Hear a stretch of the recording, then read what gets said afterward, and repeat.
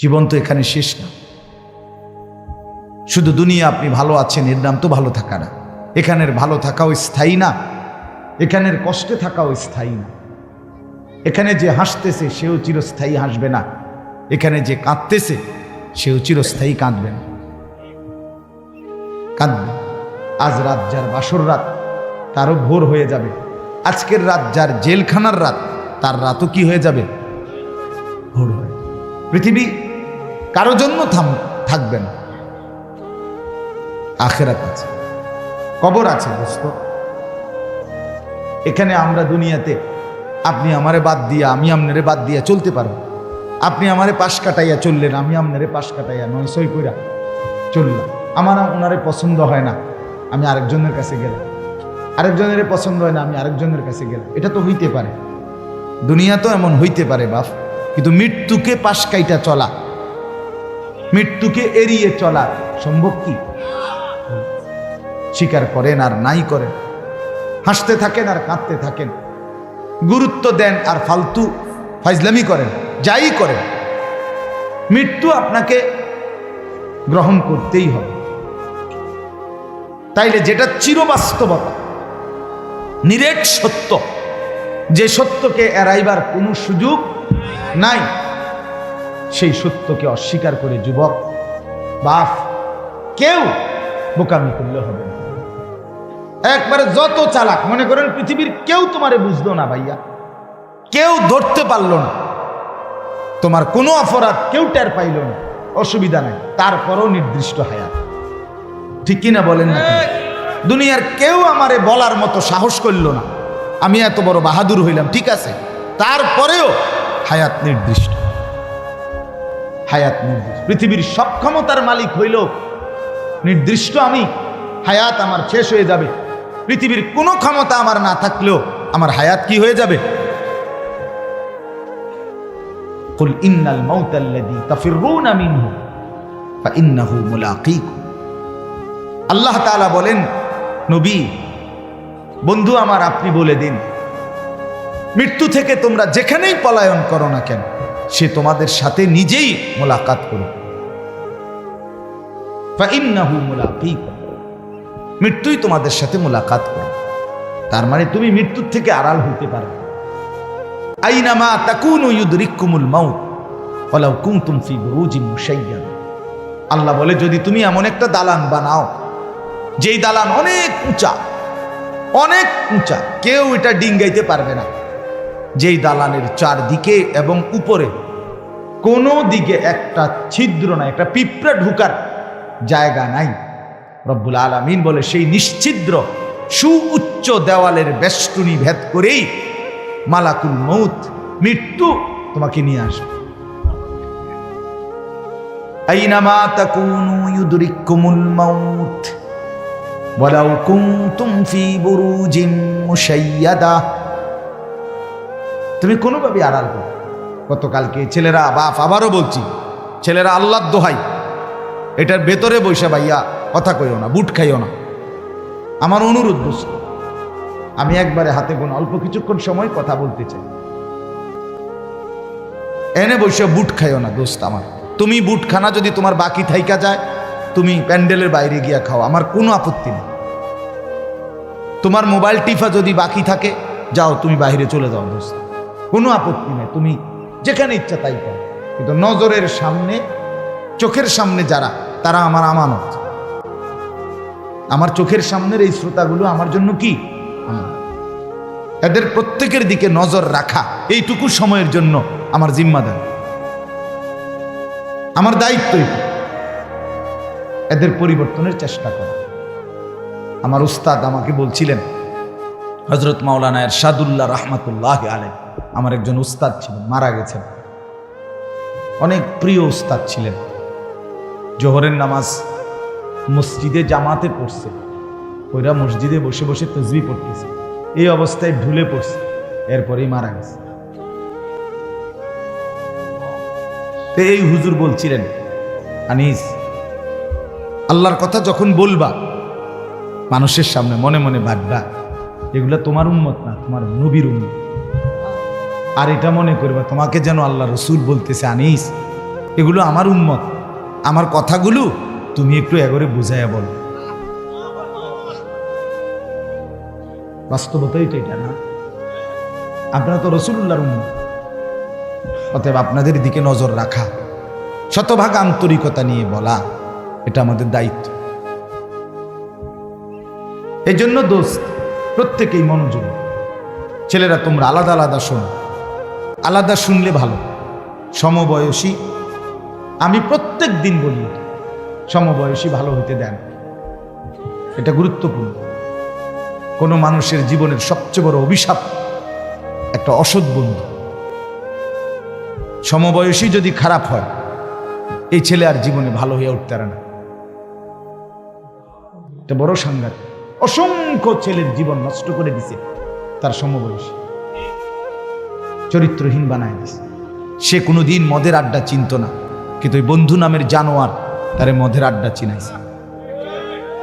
সে কোনোদিন জুয়ার আড্ডা চিনত না, জুয়া কেমনে খেলে বুঝতো না, কিন্তু বন্ধু নামের জানোয়ারে তারে জুয়া খেলা শিখেছে। সে কোনোদিন মোবাইলে উলঙ্গ ছবি দেখতো না, কিন্তু বন্ধু নামের শয়তান তারে মোবাইলে ছবি, নাচ, গান দেখা শিখেছে। কোরআনুল কারীমে আছে দোস্ত, সূরা ফুরকানের মধ্যে কিয়ামতের দিন অসংখ্য কাফের, বেঈমান, পাপী, নাফরমান নিজের আঙ্গুল এইভাবে দাঁত দিয়া কামড়াবে, কামড়াইয়া ছিঁড়ে ফেলতে চাইবে। ইয়াদু যালিমু আলা ইয়াদাইহি, আর বলবে কেন এরকম করবে? এই কামড়াইয়া দাঁত দিয়া আঙ্গুল কামড়াইয়া ছিঁড়তে চাইবে, আফসুসে আফসুসে। কি আফসুস? আফসুস করবে, ইয়া লাইতানি লাম আত্তাখিজ ফুলানান খলিলা, হায় দুনিয়ার তাকে যদি বন্ধু না বানাই। এটা কোরআন শরীফের আয়াত। হায় যদি তাকে বন্ধু না বানাইতাম, যে আমাকে অশ্লীলতা, বেহায়াপনা, নারীর নাচ, জিনা, ব্যভিচার, মদ, জুয়া, এক ওয়াক্ত নামাজের কথা যে মনে করায় নাই, ওই অসত্রে, ওই শয়তানকে যদি বন্ধু না বানাই। বিকাল ৩টা বাজে বের হইছে, রাতের 10টায় ঘরে ফিরছে, 7 ঘন্টা বন্ধুদের সাথে ছিল। একটা বন্ধু একবারও বলে নাই যে দোস্ত আসরের নামাজ পড়বা না, মাগরিবের নামাজ পড়বা না, এশার নামাজ পড়বা না। তাহলে এরা কি বন্ধু আসলে? এরা তো শয়তান, এরাই তো ইবলিস। আল্লাহ তো কোরআনে বারবার বলছে শয়তান প্রকাশ্য শত্রু, আদুউম মুবিন, প্রকাশ্য শত্রু। তার মানে শয়তান প্রকাশ্য। তাহলে প্রকাশ্য হইলে কই আমরা দেখি না কেন? এইগুলো যে গুনার দিকে ডাকে, গুনার দিকে আমন্ত্রণ করে, গুনার দিকে সহযোগী করে, এই হইল প্রকাশ্য শত্রু। এটাই শয়তান, এটাই। এই জন্য উত্তম সঙ্গী বড় নিয়ামত। আমার গাড়ির ড্রাইভার আজকে 5 বছর আমার গাড়ি চালায়, আমার ড্রাইভার 5 বছরে আল্লাহর কসম চলার পথে, আমার জিন্দিগি গাড়িতে, আমার জীবনের হায়াতের খুব কম সময় ঘরে গাড়িটাই বেশি।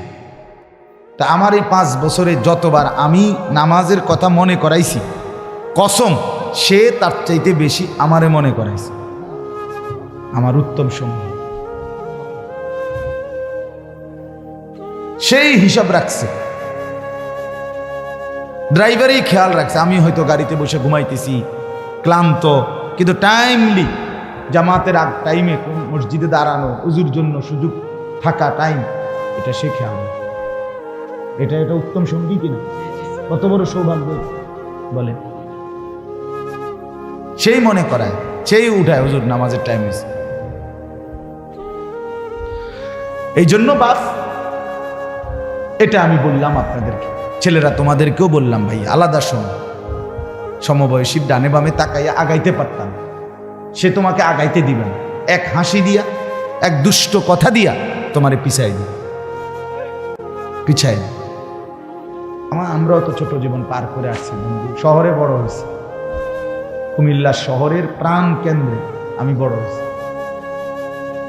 কাজে আমি তো দেখছি বন্ধুদের আড্ডা, আমরাও দেখছি রকমের কথা, প্রলোভন, সবকিছুই আমরা শুনছি।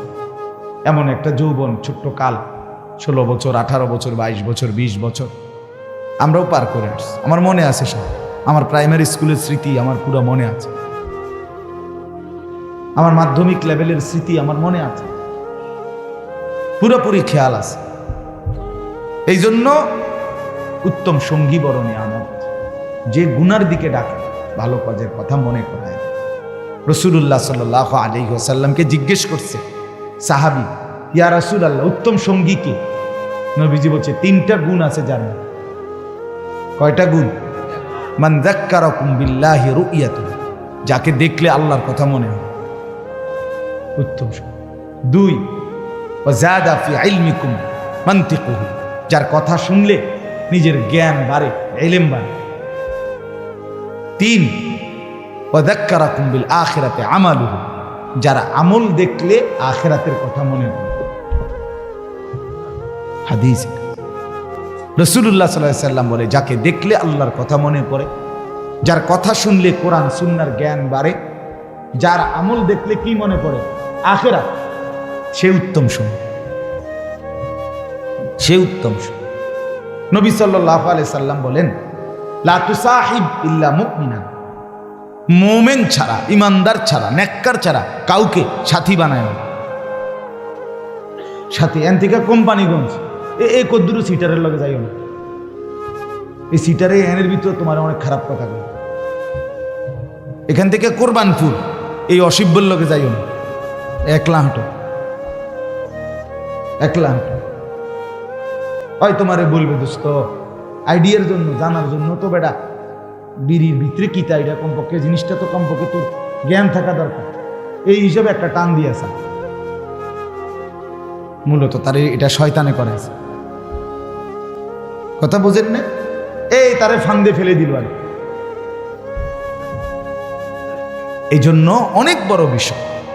আজকে যারা বাবা মা আছেন, আপনারা বুঝতেছেন না, আপনারা মনে করতেছেন কিছু টাকা দিতে পারলে, আর মারা মনে করতেছে কিছু রান্না বান্না করে দিলেই সন্তান মানুষ হবে। না রে বাপ, মাঝপথে অনেক শয়তান তারে নষ্ট করে দেয়, চলার পথে, রাতে, দিনে, বিকালে, সকালে, দুপুরে। বাপ চাচা ওরে যদি আমি সামনাসামনি করি আলগা, আপনাদের ছেলেরা এখন বড় মোবাইল দিয়ে কি করে, আপনারা চিৎকার করে কান্দে। এমনি কখন যাইতো না কথা, মাইক দিয়ে। জঘন্যতা কোথায় আপনারা জানেন না, নিকৃষ্টতা কোথায় গিয়ে পৌঁছছে আপনারা জানেন না। অসভ্য আপনাদের মেয়ের, যে মেয়ে চরিত্রহীন, যার মেয়ে পর্দা করে না, সে কত নিকৃষ্ট অবস্থানে গিয়ে পৌঁছছে আপনি জানেন না। কুত্তা বিলাই ফেল। যে ছেলে নামাজ পড়ে না এক ওয়াক্ত, এই জানোয়ার বহুত আগে জানোয়ারের ক্যাটাগরি পার হয়ে গেছে, বহুত আগে। কুকুর বিড়ালের শ্রেণীও পার হইয়া আরো নিচে চলে গেছে, আপনি জানেন। চেহারা দেখেন বেনামাজি সন্তানের, চুলের কোনো হদিস নাই, চেহারার কোনো হদিস নাই, শার্ট প্যান্টের কোনো হদিস নাই, যেখানে মুতে ধরে এখানে পেশাব করে দিতেছে, পেশাব করে কোনো পানি নেয় না, হাসে কি লেগে তাও কইতারে না, হাঁটে কেন, এতক্ষণ ঘুরতেছে কেন, প্রতিবন্ধী, মানসিক প্রতিবন্ধী, পাগল, তার সিরা। আপনি বলবেন একটা ভালো কাজের কথা, হে আসবো, মানে প্রতিবন্ধী যে। হ্যাঁ হ্যাঁ, বাস্তবতা, বাস্তব। নাইলে আপনাদের জীবনের ব্যর্থতা দেখেন। একজন বাবা মুসলমান হওয়ার পরে আপনার ঘরে 16 বছরের ছেলেটা এক ওয়াক্ত নামাজ পড়ে না, এত বড় জানোয়ার মুসলমানের ঘরে কেমনে ঘুমা? কথা কন না কেন? 365 দিনে এক বছর, এক বছরে কোনোদিন আপনার 18 বছরের ছেলেটা, মেয়েটা কোনোদিন ফজরের নামাজ কি জিনিস সেটা জানেন? ফজরের নামাজ যে কখন পড়ে এটাই জানে না। এত বড় অসভ্য জানোয়ার মুসলমানের ঘরে ঘুমায় কেমন? তার বাপ কেডা বেড়া, তার মা কে তারে মানুষ করতেছে? এই বাপ তোমার জীবনের সার্থকতা কি? তুমি জীবনে কি অর্জন করলা? এই জানোয়ার কথা বলেন না কেন? বলেন, যারা এ জবাব দেন। জিন্দিগি মানে কি? জীবন মানে কি? ফাঙ্গাসার তেলাফিয়া? হ্যাঁ, জিন্দিগি মানে ফুলকপি আর ফাতাকপি? জিন্দিগি মানে বনবিড়ি? জিন্দিগি মানে চায়ের দোকানের আড্ডা? এই তো শেষ, এরপরে আর কোথাও যাইবেন না আপনারা? এরপরে যাইতে হবে না কোথাও। তো ছেলে নামাজ পড়ে না যে কি বলবেন? মেয়ে যে পর্দা করে না কি বলবেন? স্ত্রী যে খোলামেলা রাস্তার পাশে, মহিলা খালের পারে, রাস্তার পারে বেড়ইতে আইয়ে যায়, এখানে গোসল করে খোলামেলা, এই বেপর্দা, এই বেহায়া, এই নির্লজ্জা মহিলা, এ বেডির ব্যাপারে আপনি স্বামী কি বলবেন? কথা বলেন না কেন? কি বলবেন? কি আপনি বুঝেন না? আপনার ছেলের চেহারা দেখলে বুঝেন না? এই চুল আপনি জিজ্ঞাসা করলেন না, কিরে বাপ আমি মুসলমান, আমার দাদা, তোর দাদা মুসলমান, তোর বংশের 14 গোষ্ঠী মুসলমান, তোর চাচা মুসলমান, তোর ডানে বামে মানুষ মুসলমান, তুই এটা কার চুল রাখলি? কোন কুত্তা জানোয়ারের চুল রাখলি তুই? এটা জিজ্ঞাসা করলেন না কেন? আমনে বাপ না? আমনের বুঝি খেয়াল করেছে বাজার সদাই করতে?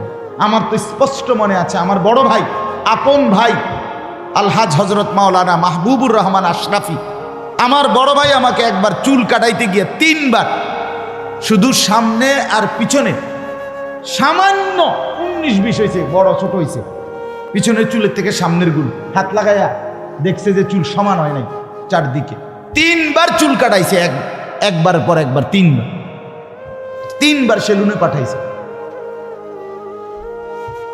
তাইলে আমার ভাই আছে, আমার অভিভাবক ছিল।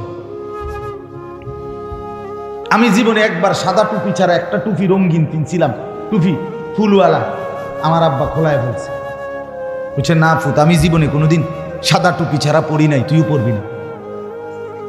না যায়জ না, সেটা ভিন্ন কথা, আমার বাবার আখলাক এটা।